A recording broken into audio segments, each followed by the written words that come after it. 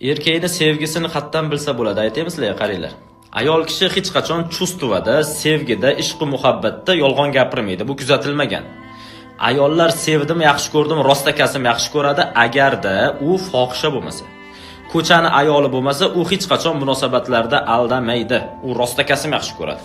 Lekin erkak kishi his-tuyg'ularda munosabatda yolg'on ishlatishi mumkin, soxtalik qilishi mumkin, tilyog'lamalik qilishi mumkin. Buni qatdan bilib olsangiz bo'ladi. Bu kichkinagina bitta detal. Erkak yaxshi ko'rsa, sevsa, ozgina qo'polroq bo'ladi, qo'rs bo'ladi. Odatda ayollarning qulog'iga jonim masalan shakarim deb erkalashlar yoqadi-yu, haqiqiy sevgan erkak kishi, e'tibor beringlar, erkak kishi hech qachon bu so'zlarni unaqa ko'p ham ishlatavermaydi.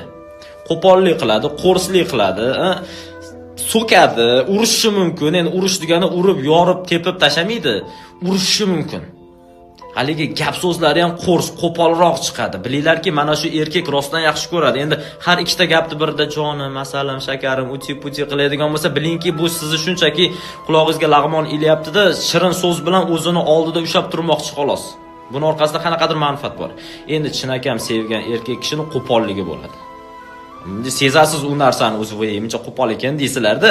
Konkretni bu o'sha erkakning sevgisidan darak.